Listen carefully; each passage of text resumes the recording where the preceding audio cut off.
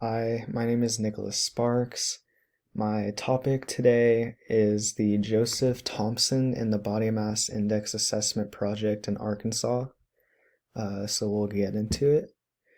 So, step one, background.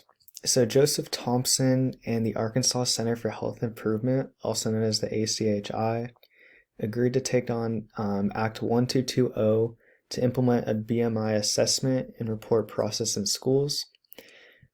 So body mass index, which is BMI, can determine the ratio of muscle to fat. So this project of Act 1220 began during the 2003-2004 school year.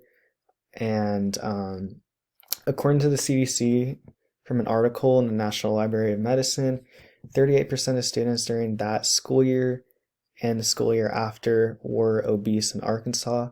So this is a very important experiment for that state. And then here you can see a picture I put. It just shows the different categories that can be determined by the body mass index test. So step two, the current situation. So some strengths. It can help nationwide efforts determine useful strategies for obesity prevention. Weaknesses, BMI tests are not a determinant of health, rather an indicator of the possibility of poor health, and not much funding for these programs is another weakness. And then opportunities, the data collected can influence better initiatives for promoting health in the future, and threats to this to Act 1220 is running out of funding, lack of communication and directives to maintain a successful program, and a lack of cooperation from parents. And I just listed some reasons here in this picture of obesity and then consequences and prevention of obesity. Step three, prioritize core issues.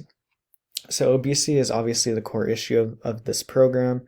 And according to the CDC, obesity may lead to hypertension, diabetes, coronary heart disease, and all-cause mortality, which makes this a major issue. So to address this, in this program, vending machines are off limits until 30 minutes after lunch times. At least half of the vending machine items are healthy foods. Cafeteria staff receive training in food nutrition and preparation. 30 minutes of physical activity is required for every child. And local committees are created to promote physical activity and nutrition. So step four, analyze alternatives. So one alternative is to create policies that prohibit sugar-sweetened beverages from being available in school cafeterias and vending machines. According to an article by Health Affairs, every daily serving of sugar soda increases the risk of a child being obese by 60%. So it's important that a policy would be made to prohibit these things. A second alternative is increasing the taxes on sugar-sweetened beverages and high-sugar foods. This is shown to work in tobacco taxes. And then a third alternative is to reduce the prices of healthy and organic foods. This can be done by increasing agricultural subsidies to incentivize farmers so that they can be made cheaper.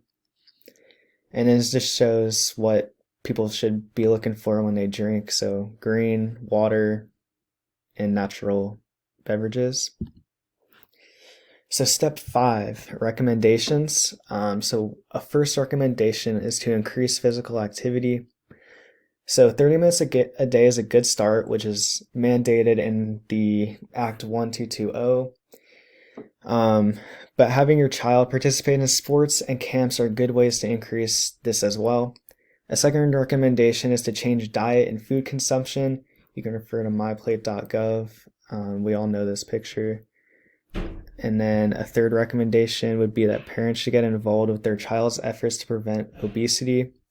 So habits obviously start at the home, so parents should definitely be involved with guiding their child through changes of their lifestyle, like diet and physical activity.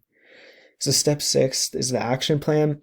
So by the year 2022, you can implement a plan to promote the education of children about the dangers of obesity and the importance of BMI. By 2023, find funding avenues that would allow for funds to go towards schools and local organizations.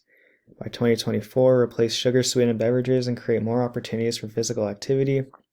By 2025, you can evaluate past year results of BMI tests and make adjustments by partnering with local groups.